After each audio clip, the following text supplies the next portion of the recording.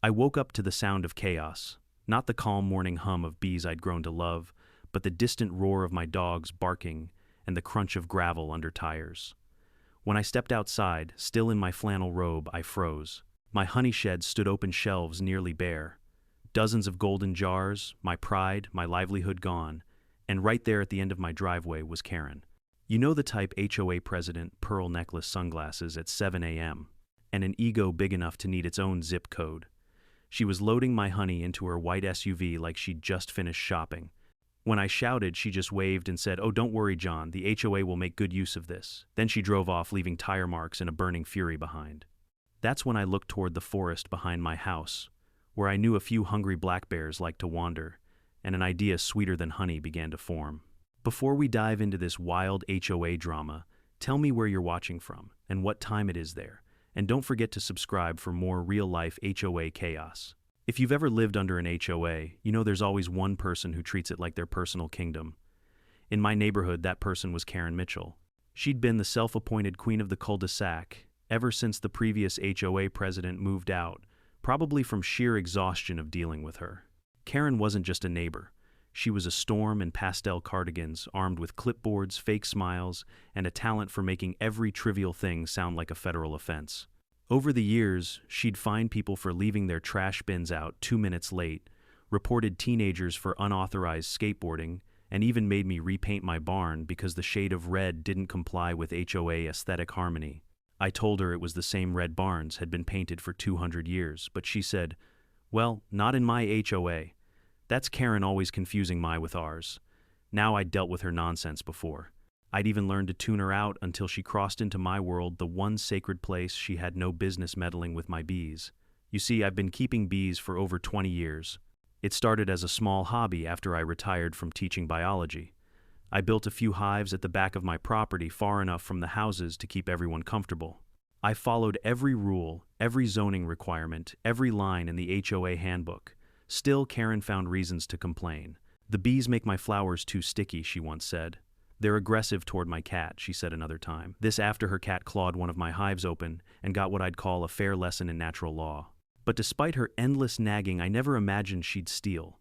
That morning when I saw her SUV pulling away loaded with my honey, my first instinct was to chase her down, call the sheriff, raise hell. But something stopped me. Maybe it was pride, maybe it was exhaustion, or maybe it was the absurdity of the situation, an HOA president stealing honey like a cartoon villain.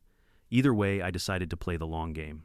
I walked over to the empty shelves, sticky with golden residue, and let out a long sigh. The room still smelled like warmth and summer. Each jar represented hours of work, checking frames, calming hives, extracting nectar. It wasn't just food. It was a part of my life. Karen had taken that and turned it into her latest power move. Later that afternoon, she came strutting down the street like she owned it, waving at people like she was running for mayor. She had no shame whatsoever. When she spotted me in the yard, she waved her hand and said loudly enough for the entire block to hear, "John, your honey's delightful. I just sampled it at our HOA brunch committee meeting." I stood there dumbfounded. "My honey," I called back. "The honey you stole from my shed." She tilted her head, pretending not to understand. "Oh, don't be dramatic. Technically, it's from within HOA property lines, so it's shared produce. You should be thanking me for showcasing your work to the community." Shared produce. That woman had the gall to justify theft with bureaucracy. I clenched my fists, forcing a tight smile. "Next time you feel like showcasing, try asking first." Karen gave that smug, practiced laugh of hers, the kind that makes your skin crawl. "Oh, John, don't be so territorial. The bees work for everyone." I swear if there's one phrase that could trigger instant rage in me, it's that one. The bees work for everyone. I built those hives. I maintained them. I got stung, smoked, and sweltered under the sun for those little creatures. The HOA didn't even fund so much as a single jar lid. But arguing logic with Karen was like teaching calculus to a rock. It just sits there unbothered and proud of being dense. Over the next few days, things escalated. Word spread that Karen had been sharing my honey with other HOA members, handing out jars like party favors, labeling them HOA local gold. One neighbor even showed me a picture on Facebook of Karen, posing with the jars lined up on a table, captioned, "Supporting community sustainability." I wanted to scream. I wanted to call the police. But deep down, I knew the system wouldn't work in my favor. Karen had friends in the HOA board, and the cops would roll their eyes at the idea of a honey theft. So I did what I do best, I thought. I started replaying all the times Karen had gone too far. like the time she fined me $50 for having a rustic mailbox instead of a modern neutral one. Or the time she tried to ban bird feeders because they attract wildlife. Ironically, she'd be meeting some wildlife soon enough. That's when I remembered something important. Behind my property line, just beyond the woods, there was a stretch of land that backed up to the old creek. Locals called it Bear Hollow because every summer a few black bears would wander through looking for food. They never bothered anyone, they'd just knock over a trash can or two before heading back into the forest. But they loved sweet smells, especially honey. That night, as I sat on my porch sipping tea, I watched the tree line sway in the fading light. I could almost see the bears moving between the shadows, lumbering silently. It made me smile, not out of malice, but out of irony. Nature has a way of balancing things, I thought. The next morning I went out early to check the hives. The bees were busy, their hum steady, their little bodies covered in pollen. It calmed me. Bees don't waste time on drama, they just work. I wished people were more like that. As I was refilling the feeders, I noticed something. Karen's SUV parked halfway down the road, trunk open. She was carrying something more jars. My jars. I couldn't believe it. After stealing once, she came back for seconds. I stood there in disbelief, holding my smoker in one hand. Then she saw me and froze. For a split second, guilt flickered across her face, but it vanished as quickly as it came. She smiled, bold as ever. "Oh, I was just taking a few more jars for the HOA gift baskets." "You don't mind, do you?" I didn't even answer. I just stared at her until she grew uncomfortable. Finally, she huffed, slammed her trunk, and drove off. That was the moment I decided it was time for a different kind of justice. In all my years, I've learned one thing: you can't argue with a person who believes they're always right. You have to let the world teach them instead. And the world in my case came with thick, fur-sharp claws and a sweet tooth. That evening, I cleaned out a few old honey buckets and left them open behind my shed. I didn't do anything illegal, just recycling what Karen had left behind. The scent drifted lazily toward the woods, carried by the evening breeze. I could already hear the distant rustle of something big moving between the trees. For the first time since she'd stolen from me, I felt peace. Not because I wanted harm to come to her, but because I knew nature had a funny way of reminding people they weren't above it. Karen believed she could control everything: the lawns, the colors, the lives of her neighbors, but she was about to learn that there are forces even she couldn't regulate with an HOA clause. And me, I just sat back with my tea, watching the fireflies drift across the yard, and whispered to myself, "Let the bears handle it." When I woke up the next morning, the sun was already rising over the ridge, painting the pines in soft gold. I'd slept surprisingly well for a man planning a revenge that involved bears. Maybe it was the satisfaction of having finally made up my mind, or maybe it was just the quiet certainty that nature was about to handle what the HOA couldn't. Either way, I poured myself a cup of black coffee, stepped out to the porch, and started plotting. Now, before you go thinking I'm some kind of wilderness vigilante, let me be clear: I wasn't trying to hurt anyone. I just wanted Karen to get a taste, figuratively, and maybe literally, of what happens when you take what doesn't belong to you. And since she clearly loved my honey so much, I figured I'd let her share it with a few of my biggest, hungriest neighbors from the woods. I'd lived next to that forest for more than 20 years. I knew its rhythms, its wildlife, its trails. I'd even installed motion-triggered cameras to keep an eye on my hives, and those cameras had caught all kinds of visitors: raccoons, deer, the occasional fox, and once in a while a black bear or two lumbering along the creek bed. They weren't aggressive. They just followed their noses wherever the sweet smells led them. And now, thanks to Karen, I had an idea of how to give them a new scent trail to follow. I grabbed my old notepad from the kitchen table and started sketching a map of the area.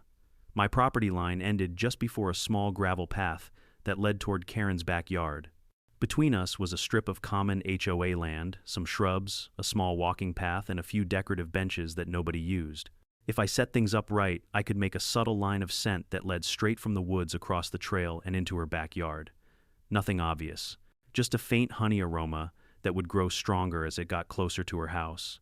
But to do that, I'd need bait. I walked back into my honey shed, which still looked like a crime scene: sticky shelves, a few overturned lids, and that faint, sweet smell that used to make me proud, and now just made me angry. I found a few half-filled buckets of crystallized honey that weren't good enough to sell, but still smelled like heaven to anything with a sweet tooth. I pried them open and smiled. "This'll do," I muttered. Then came the tricky part: figuring out how to lay the trail without making it look intentional. After all, if Karen saw me out there with buckets of honey leading straight to her yard, she'd be on the HOA hotline faster than a wasp on sugar, so I waited until dusk. The air was cool, the cicadas humming, the smell of pine thick in the air. I pulled on my old boots, grabbed the buckets, and started working. With a long wooden stick, I smeared small streaks of honey along the base of the trees, the fence posts, and the edge of the path, just enough to catch a bear's attention. I poured a little extra near the wild blackberry bushes that grew close to Karen's back fence, because if there's one thing bears love more than honey, it's berries dipped in it. As I worked, I couldn't help but chuckle to myself. You see, Karen had once tried to have those blackberry bushes removed because she said they were messy and unkempt.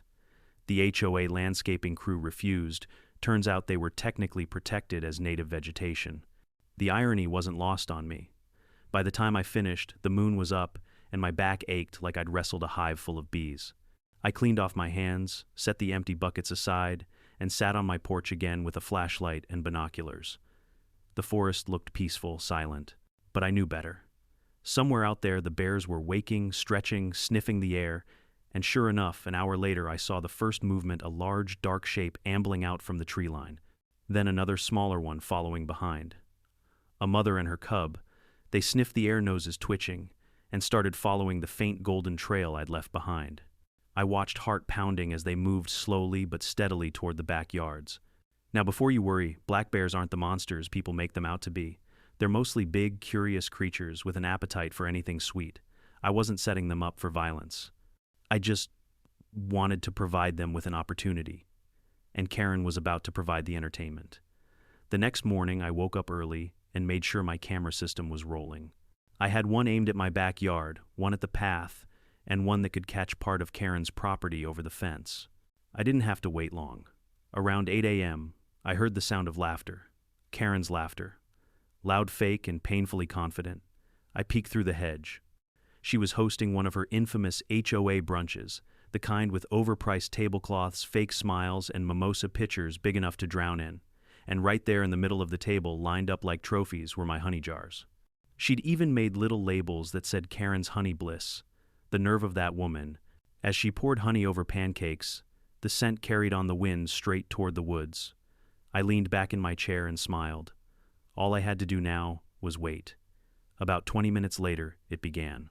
A low rustling, a distant crack of branches, and then chaos. A bear lumbered into view, drawn by the smell of sugar and honey. Karen's guests froze, eyes wide, mouths open. Someone screamed. Another bear appeared, sniffing the air, then heading straight for the brunch table. Karen shrieked. Oh my God, somebody call animal control. But her guests were already scattering like pigeons, tripping over chairs and spilling orange juice as they fled. One poor man dove behind a hedge. The bears ignored them all. They were too busy licking honey off the tablecloth. I watched from behind my fence, trying my best not to laugh. Karen grabbed a garden hose and sprayed water wildly, hitting everyone but the bears. Shoo, go away. This is private property, she screamed. That's when I lost it. I burst out laughing so hard I had to sit down. There she was, the self-appointed guardian of HOA rules, trying to reason with wild bears. The scene was pure poetry, nature, reclaiming its rights one jar of honey at a time. Eventually, the bears lost interest, wandered off toward the woods, and left behind a battlefield of overturned chairs, broken glasses, and one traumatized HOA queen. The police showed up later, but by then, the bears were long gone. The officers took one look at the mess, shrugged, and told her to call wildlife services next time. That night, I sat on my porch again, sipping my tea under the stars, feeling a sense of balance I hadn't felt in years.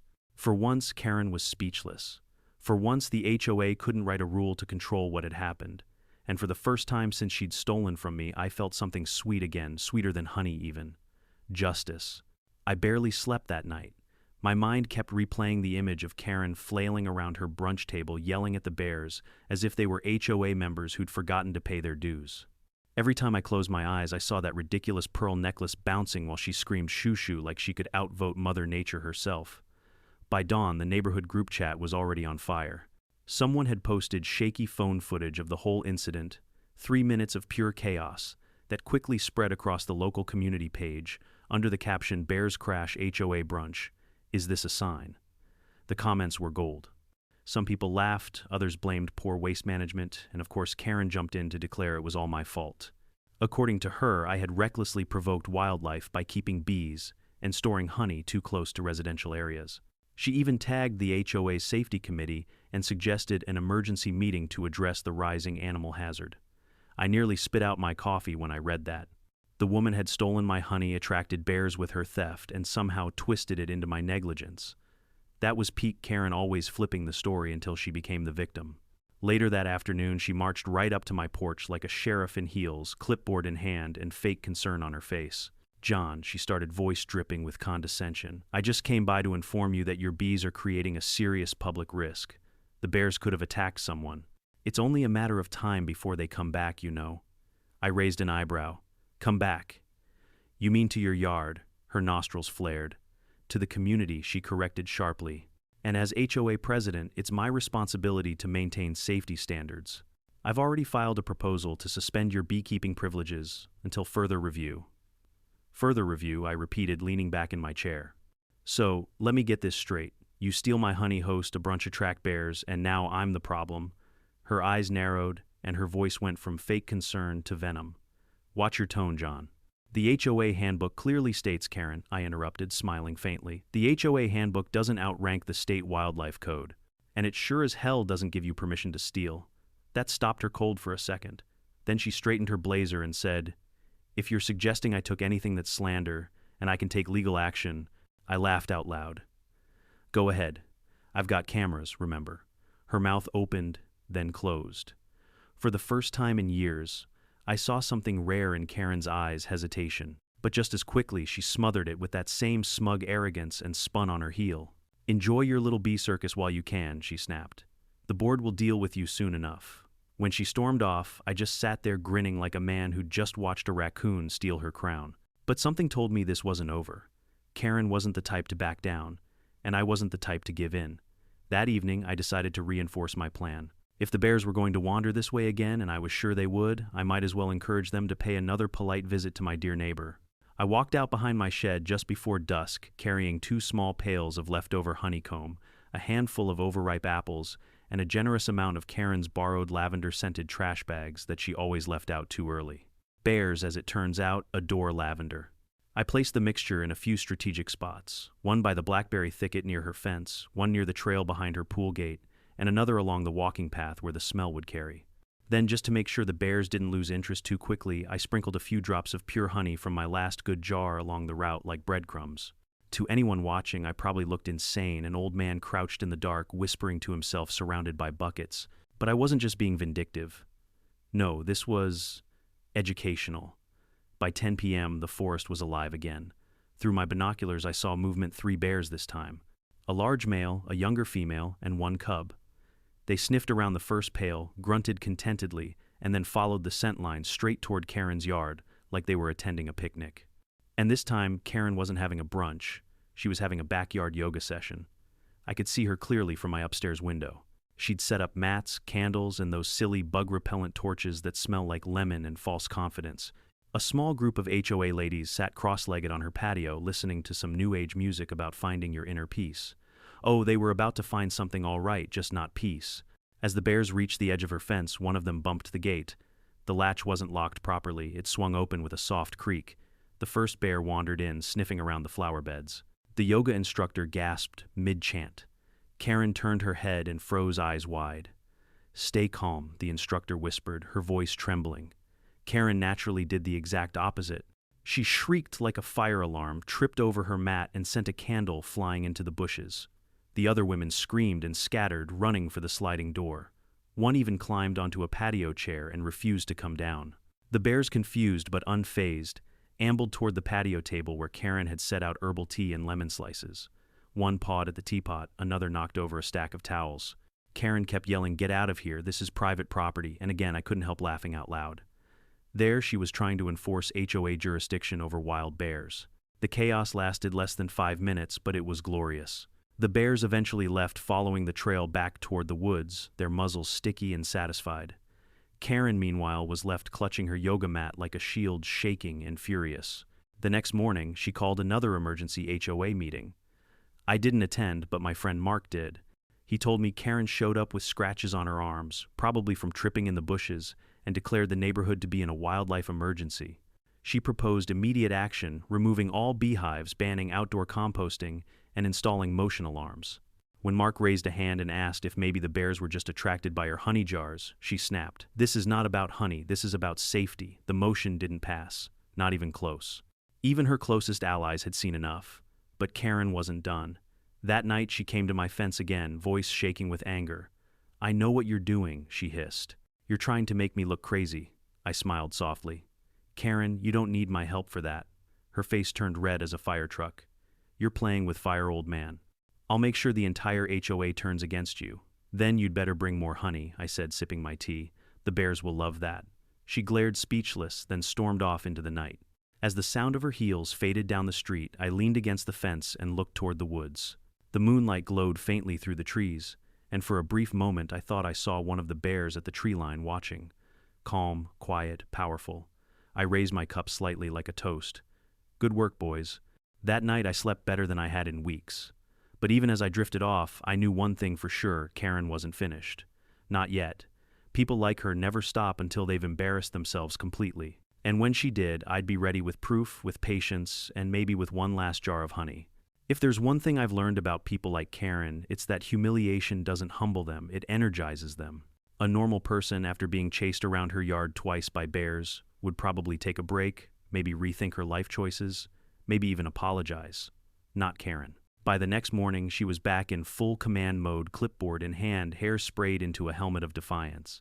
The neighborhood group chat was buzzing again this time, with her latest campaign, Protect Our Community from Rogue Beekeepers. That's right. According to her, I was now a public hazard who knowingly lured wildlife into the neighborhood through reckless apiculture practices. She even attached pictures, close-ups of my beehives zoomed in from her fence line with dramatic captions like potential threat zone and illegal hive expansion. The cherry on top, she'd filed a formal complaint with the County Wildlife Control Office. I found out when Officer Daniels, a young man who looked too polite for his job, showed up at my door with a clipboard of his own. "Morning, sir," he said. "We received a report about possible wildlife attraction due to beekeeping activities." I sighed, rubbing my temples. "Let me guess. Karen Mitchell." He hesitated clearly, trying not to smile. "That's the name on the report, yes." "Well," I said, gesturing toward my hives, "you're welcome to take a look. My bees are registered, legal, and inspected annually by the County Agricultural Department. Everything here's up to code." Daniels nodded as he looked around. "Honestly, sir," I figured, "we get a lot of calls from HOA folks around here." He paused, flipping his notepad closed. "Off the record sounds like someone's just got a personal problem." I chuckled. "You could say that." As he left, he turned back and said with a grin, "For what it's worth, that bear video, funniest thing I've seen in years, that warmed my heart." But the satisfaction didn't last long because Karen wasn't done. 2 days later, a bright yellow sign appeared on my lawn: Notice of HOA, violation, unsafe structures, unsanctioned wildlife attractant. I stared at it for a good minute, trying to decide whether to laugh or throw something. Then I saw her across the street, watching smugly from her porch with a glass of Chardonnay like a general surveying a conquered battlefield. I walked right over. "Karen," I said, calm but firm, "take that sign down." She smiled sweetly. "Oh, John, I'm afraid I can't. The HOA board voted to open an investigation. It's out of my hands." "Out of your hands," I repeated slowly. "Karen, you are the board." She shrugged. "Then consider it a unanimous decision." It took every ounce of restraint not to tell her what I really thought. Instead, I said, "You're playing a dangerous game." She leaned in just a little and whispered, "So are you." Then she turned and walked away, heels clicking like punctuation marks on a threat. That's when I knew this wasn't going to stop until one of us broke, and I've never been the breaking kind. So I decided to prepare for her next move. And this time, I wasn't leaving anything to chance. I spent that afternoon inspecting my trail cameras. I moved two closer to the property line, angled just right to catch anyone stepping foot over it. I upgraded my motion sensors, installed a backup hard drive in my workshop, and even set up a fake decoy hive in the front yard just to see if she'd mess with it. And then I waited. 3 nights later, I didn't have to wait long. The motion alert pinged my phone at 1147 p.m. I opened the live feed, and there she was, Karen, creeping through the shrubs with a flashlight, wearing a hoodie over her pajamas. For a moment, I thought she was going to vandalize the hives. But then she crouched down beside the decoy box, opened a jar, and poured something onto it. When I zoomed in, I almost couldn't believe my eyes. It was honey, my honey, judging by the label I'd printed myself months ago. She was trying to stage evidence. I hit record and watched her scatter the sticky mess, then stepped back to take photos with her phone. She slipped on the grass, cursed, and hobbled away into the dark. I almost felt sorry for her. Almost. The next morning, she struck again, this time with drama. She called an emergency HOA meeting at the clubhouse, claiming she had irrefutable proof that I'd created a wildlife hazard. I showed up early, sitting quietly in the back corner as she strutted to the podium, waving her phone like a lawyer holding the smoking gun. "Ladies and gentlemen," she began, "what you're about to see is the danger we're all living next to." She turned the screen toward the crowd, showing a photo of the decoy hive glistening with honey. "This," she declared, "is a deliberate bear lure placed by Mr. Harris." A murmur rippled through the room.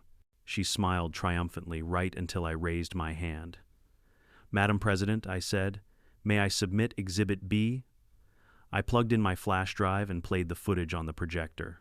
There she was, caught in 1080p high definition, pouring honey onto the hive herself, flashlight beam shaking as she muttered, "There, that should do it." The silence that followed was glorious. You could hear the air conditioner humming. Karen's face went white, then red, then white again. That's fake," she stammered. "He doctored that." I leaned back and smiled. "You're welcome to ask the HOA tech team to verify the metadata." Mark, one of the board members who'd always secretly hated her, spoke up. "Karen, did you seriously sneak into his yard in the middle of the night?" "It's not like that," she sputtered. "I was gathering evidence of what another member asked. Yourself, that did it." The room erupted in laughter. Karen slammed her clipboard down and stormed out, muttering something about corruption and biased men. After that meeting, the sign disappeared from my yard by morning, but I knew she wasn't done. That afternoon, she started a new campaign, door-to-door gossiping. She told neighbors that my bees were mutating, that the honey was contaminated, and that the bears would return any day now. I could have ignored it, but honestly, I was tired of playing defense. That night, I went out back with a small bucket of spoiled honey and a mischievous grin. The bears hadn't been around for a few days, but the scent would travel far on a still night. I didn't need them to do much, just wander by, remind her that nature doesn't respond well to arrogance. Sure enough, around 3 a.m., I woke to distant barking, then a scream that could have shattered glass. I rushed to the window. Karen's motion lights were on, and 2 bears were strolling casually through her front yard, sniffing her trash bins. One knocked over a recycling bin, another pawed at her garden gnome. She was standing on her porch in a robe, waving a broom like it was a sword. "Get out, you're trespassing," she yelled. I couldn't help it. I laughed so hard I nearly fell out of bed. The irony was too rich. She'd spent years weaponizing the HOA's trespassing clause, and now she was yelling it at wild animals.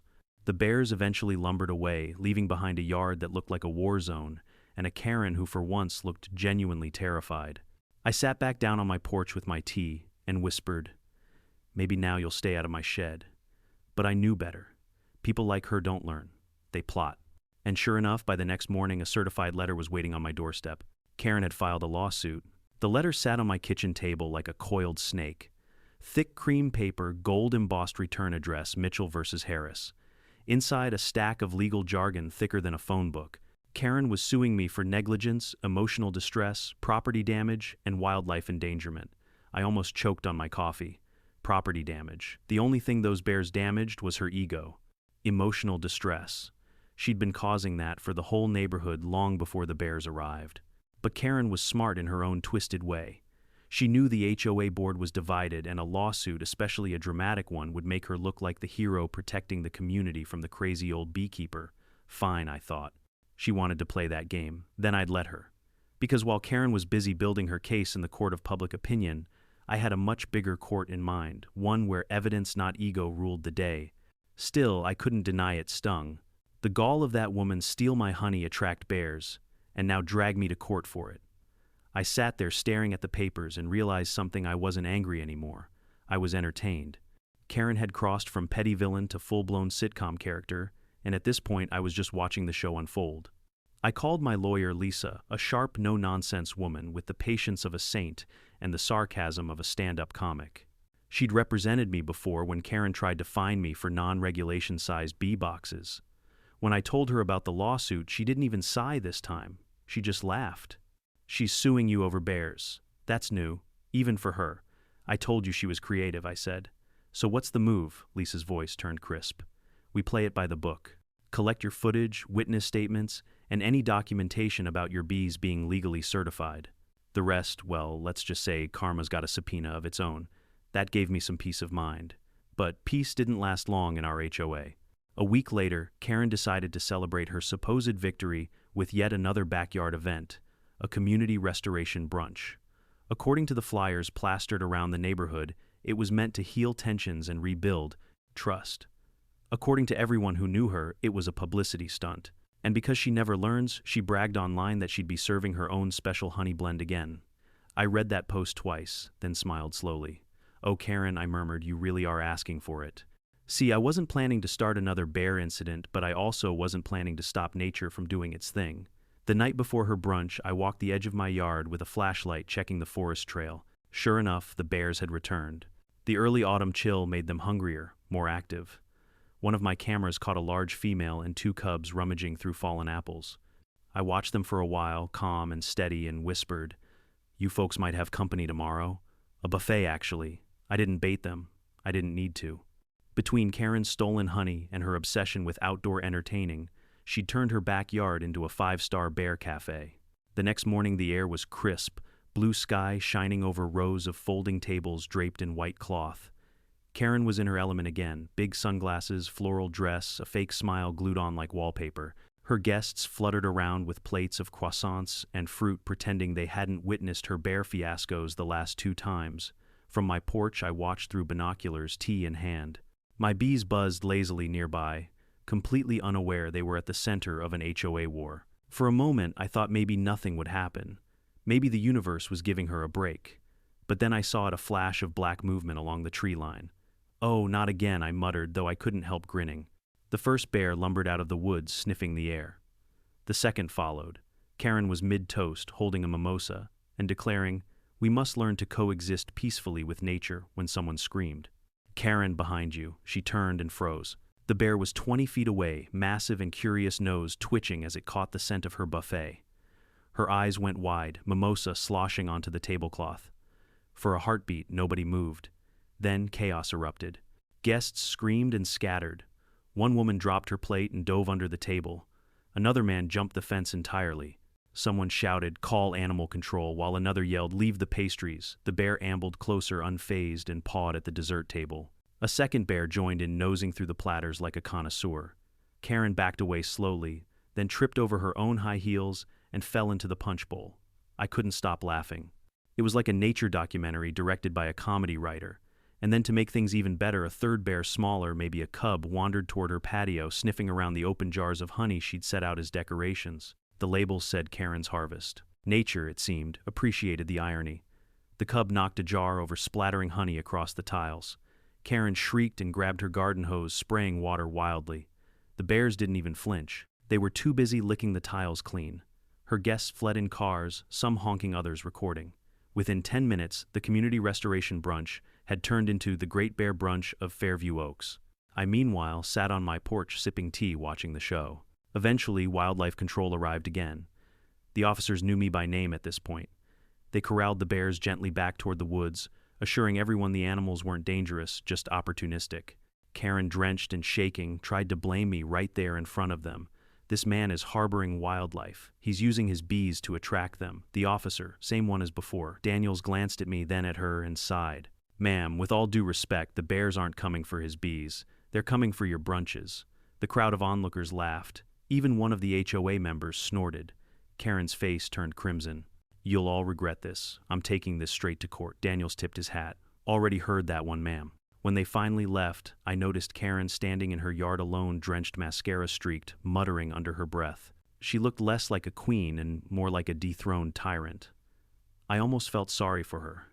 Almost. That night I checked my cameras. The footage was cinematic. 3 bears brunch chaos and one furious Karen trying to spray them with a hose. I saved every second of it. I didn't plan to use it, but it felt comforting knowing karma had a replay button. A few days later, HOA life returned to its usual rhythm. People waved to me again, some even stopped by to buy honey. "Local hero," one neighbor joked. "Defender of bees, banisher of bears." Karen, however, went radio silent. Her yard remained empty, her porch lights off. She didn't host any more events. I assumed she was nursing her pride or preparing her legal revenge. And sure enough, a week later I got another notice. The lawsuit wasn't just real, it had a court date. Lisa called me, her tone amused. She's actually following through with this. Looks like it, I said. You think she's got a chance, Lisa laughed softly. John, the woman served honey at a bear buffet. If that's not self-sabotage, I don't know what is. Just bring your footage, keep calm, and let the system do its thing. I nodded, looking out toward the forest. The sun was setting, painting the horizon amber. My bees hummed gently around their hives the way they always did when the world was calm again. Karen thought she could control everything, the rules, the people, even the animals. But nature had a way of humbling arrogance one paw print at a time.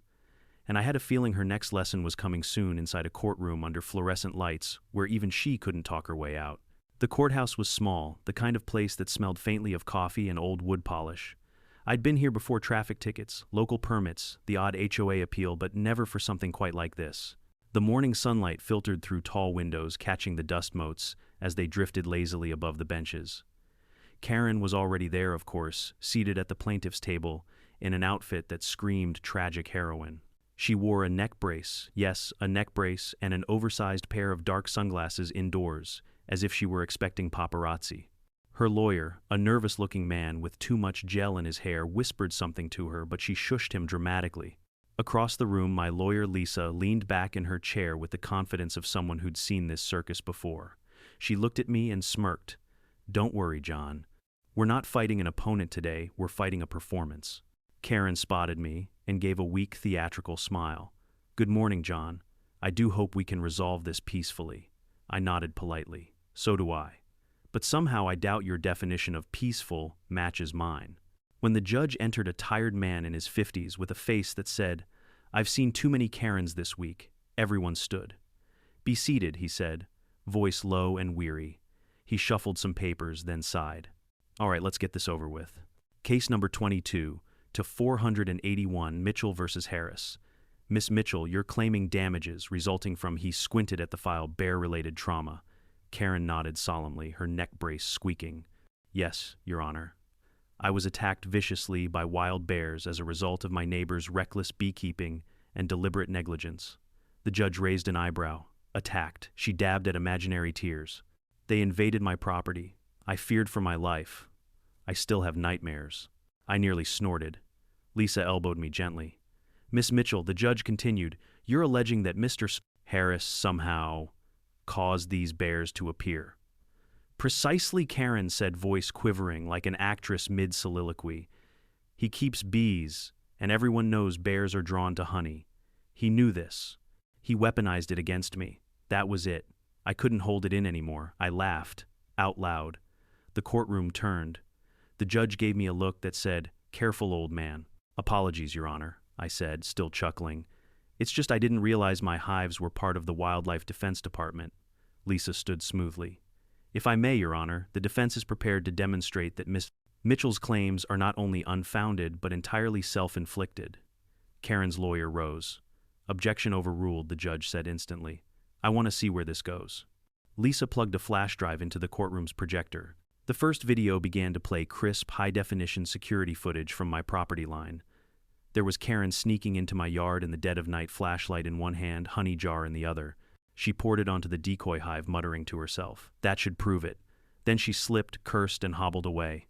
The courtroom went silent, except for a few muffled laughs from the back row. The judge leaned forward, rubbing his forehead. Miss Mitchell, is that you? Karen froze. That video is doctored. He's using AI or something, Lisa smirked. Would you like the metadata, Your Honor, time-stamped and verified? The judge sighed. Please continue. The next video clip began the infamous bear brunch. Karen's yard filled the screen tables lined with pastries and jars labeled Karen's Harvest.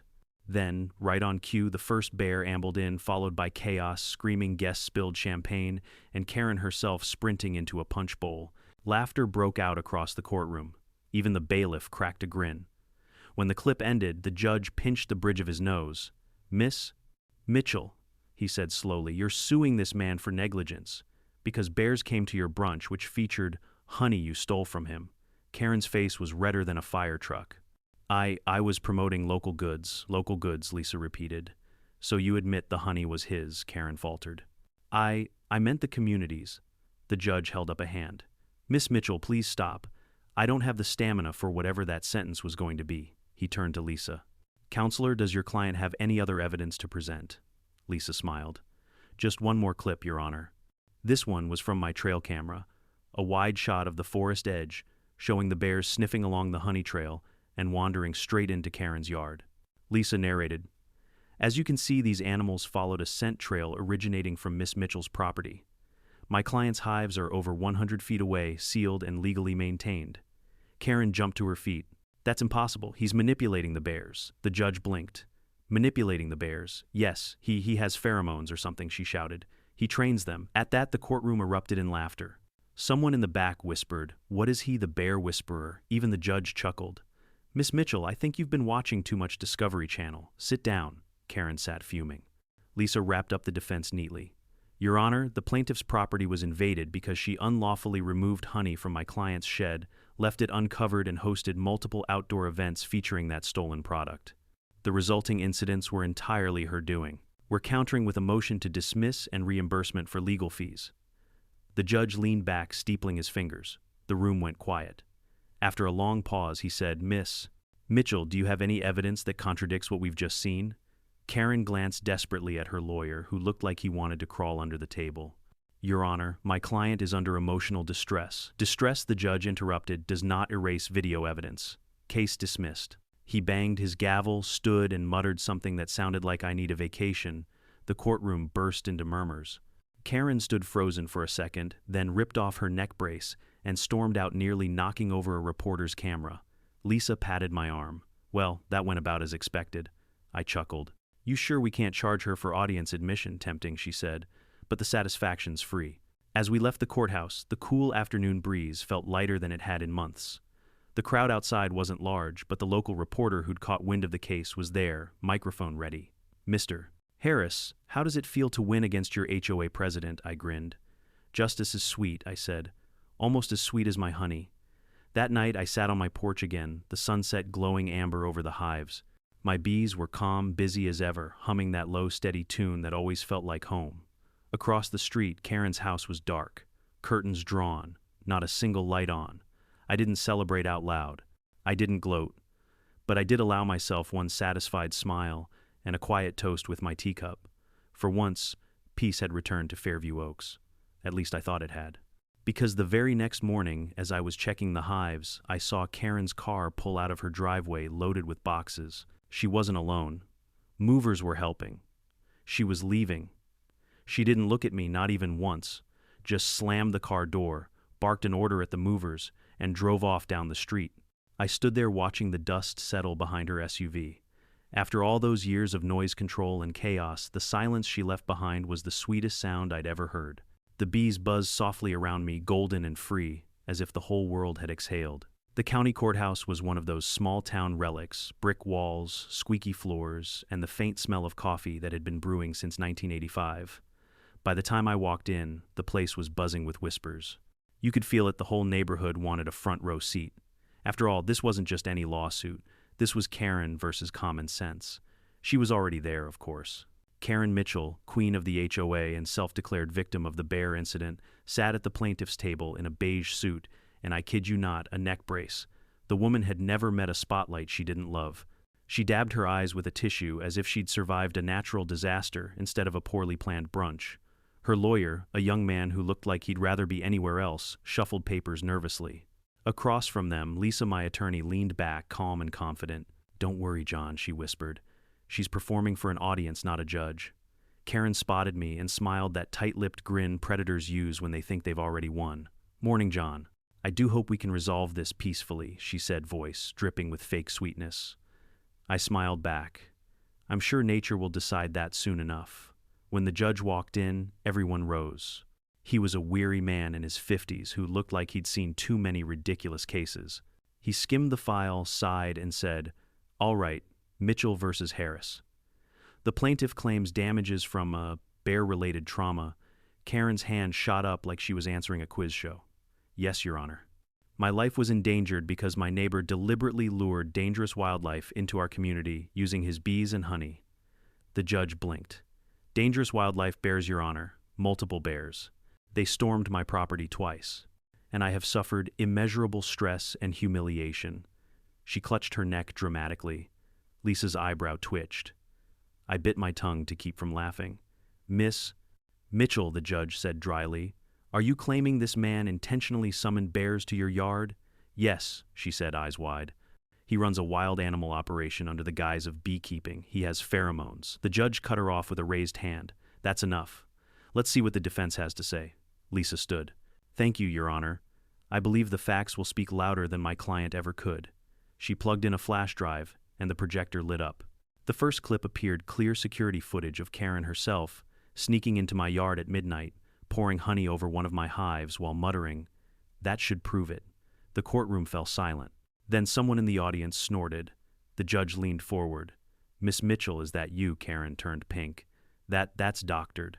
AI-generated. Lisa smiled faintly.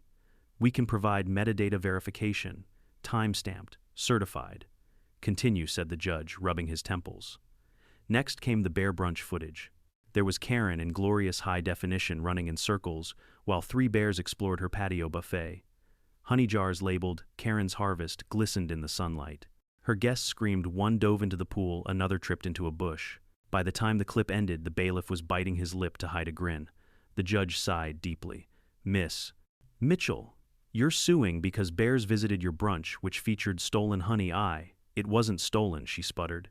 It was community property. Lisa stepped forward. Your Honor, for clarity, that honey was produced from my client's registered hives on his private land. Miss Mitchell trespassed, removed it without consent, and repeatedly hosted events that drew wildlife. My client's only involvement was existing. The judge almost smiled. Existing, huh? A dangerous precedent indeed. Karen slammed a hand on the table. He manipulated them. He has special bear pheromones or something. At that, the entire room erupted. Someone whispered, "What is he, the bear whisperer?" Even the judge chuckled. Miss Mitchell, bears don't work on commission. Sit down. Her lawyer looked like he wanted to crawl under the table. Your Honor, my client is under extreme distress. Distress doesn't rewrite facts, the judge said flatly. You've wasted enough taxpayer time. Case dismissed. Bang. Gavel down. Karen froze, mouth open like a fish out of water. Then, in one swift motion, she ripped off her neck brace and stormed out of the courtroom, heels clacking like gunfire. Lisa packed her files, grinning. You know, John, I've won hundreds of cases, but this one's going on my wall. Mine too, I said. Maybe right above the honey shelf. Outside, a few neighbors who'd come to watch were waiting. One shouted, "Hey, bear guy, you showed her." Another patted my shoulder. Justice tastes sweet, doesn't it? I smiled. Sweeter than honey. That evening, I sat on my porch watching the sun dip behind the tree line. The air smelled of pine and wildflowers. The bees hummed softly around their hives, and for the first time in months, there was real peace. Across the street, Karen's curtains stayed closed. Not a single light flickered in her house. Days passed. She didn't come out. No HOA memos, no threats, no clipboard patrols. The silence felt almost unnatural, like the woods holding its breath. Then, one morning, I saw movement. A moving truck. 2 men hauling boxes out of her house while she barked orders. Her SUV was packed to the brim, labeled boxes, houseplants, a framed HOA President of the Year plaque that probably only she had printed. She didn't look my way as she got in the car, slammed the door, and drove off. Not once. As the sound of her tires faded, I took a long sip of tea and whispered, "Goodbye, Karen." Later that day, a few neighbors gathered on the street. Mark from across the way raised his coffee mug. End of an era, end of a reign, I corrected. We laughed, and for the first time, Fairview Oaks actually felt like a community instead of a battlefield.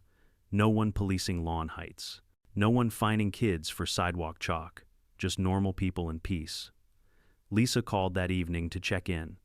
So how's retirement from the HOA war zone? Peaceful, I said. Almost too peaceful. She chuckled. Enjoy it while it lasts. Somewhere out there, Karen's already rewriting history. I'm sure she is, I said, watching the hives glow in the sunset. But that's okay. Nature keeps the best records. And as the sun slipped behind the pines, a bear lumbered briefly along the far tree line, sniffing the air before vanishing back into the woods. I raised my teacup toward it. To justice, I murmured. To sweet, sticky, poetic justice. Karen's departure was almost cinematic. The day after the court ruling, her once pristine lawn was littered with cardboard boxes, broken decor, and a for sale sign that looked like it had been hammered in with pure spite. The movers worked in silence while she paced up and down her driveway, barking instructions like a general retreating from a lost war. The neighbors pretended not to watch, but everyone peeked through curtains. After years of her bossing, people around dictating mailbox colors, policing, lawn edges, and tattling about unapproved garden ornaments, seeing her pack up felt like a national holiday. I didn't gloat, well, maybe a little, but it wasn't joy in her downfall, it was relief. The storm had finally passed. As her SUV pulled away, I raised my teacup toward her taillights. "And may your next HOA love you as much as this one did," I murmured. Then I turned back to my hives. The bees were thriving, calm, steady, disciplined. Unlike humans, they never needed a rule book to cooperate. Watching them work together always reminded me why I started this in the first place: patience, balance, and quiet purpose.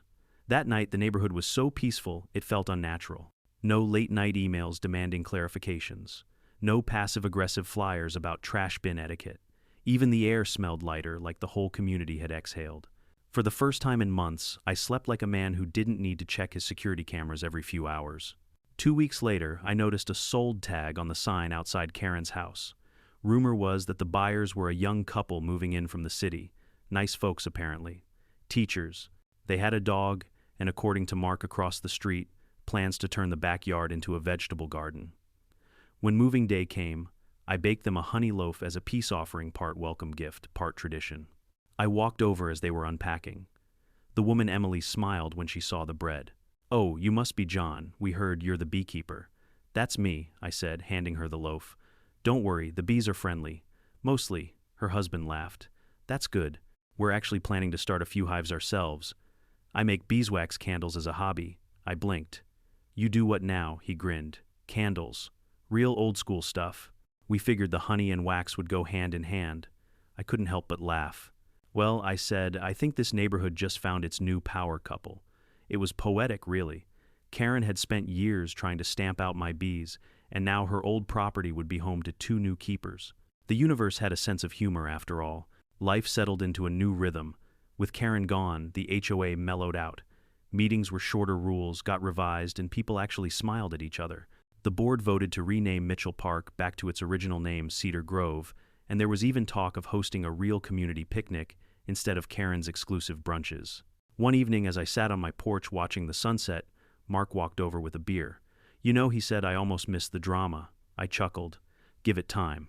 Nature abhors a vacuum." He laughed. "You think someone else will step up to fill the Karen void?" "Not right away," I said, taking a sip of tea.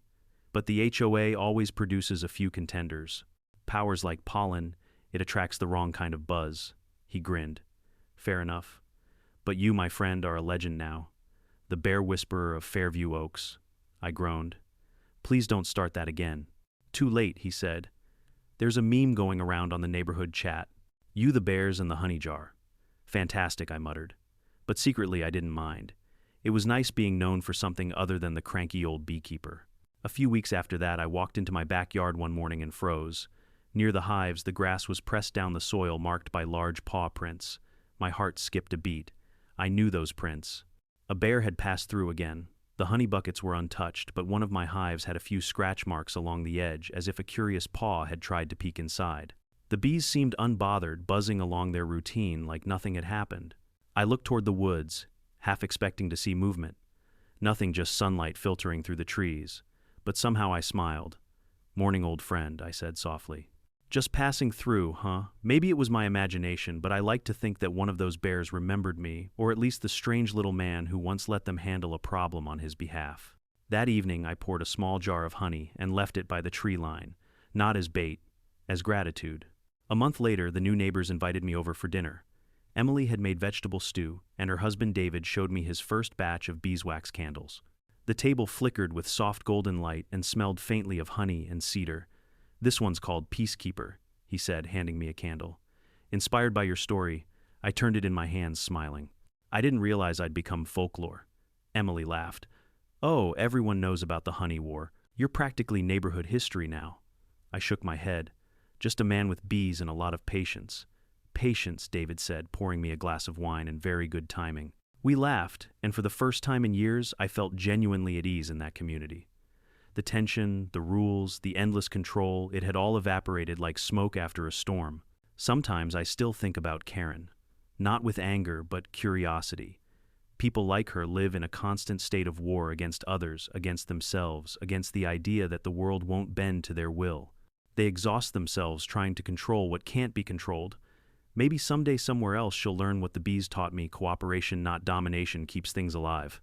A few months after she left, I received a letter postmarked from another town. It wasn't signed, but inside was a single sentence written in elegant handwriting. I hope your bees are still as stubborn as you. No return address. But I knew who it was from. I smiled, folded the note, and tucked it into my beekeeping journal. Maybe, just maybe, Karen had learned something after all. The seasons turned. Winter brought stillness, spring brought blossoms, and summer returned with the steady hum of the hives. Every morning I'd walk among them, listening to that quiet rhythm, the sound of thousands of tiny workers moving in harmony. Sometimes I'd glance toward the forest and imagine a pair of eyes watching from the shadows. Not threatening, just present. A reminder. Nature doesn't take sides, it just balances the scales. If there's one thing this whole fiasco taught me, it's that nature delivers justice far better than people do. You can argue, you can write letters, you can wave clipboards and quote bylaws, but in the end, the world has its own way of evening things out. Karen thought control was strength. She built fences, wrote rules, and tried to dominate everyone around her. But control isn't power. Respect is. The bees taught me that. You can't force them, they work with you only when you earn their trust. The bears taught me something too. Some lessons can't be learned gently. Sometimes the universe needs to roar before people start listening. To anyone dealing with their own HOA, Karen, take it from me, stay calm, stay kind, and let time and karma do the heavy lifting. Because when you stop fighting the noise, you start hearing the harmony again. So tell me, have you ever had your own Karen moment? Drop it in the comments, and let's hear how you handled it. And don't forget to subscribe, because more wild HOA tales and a few sweet victories are just around the corner.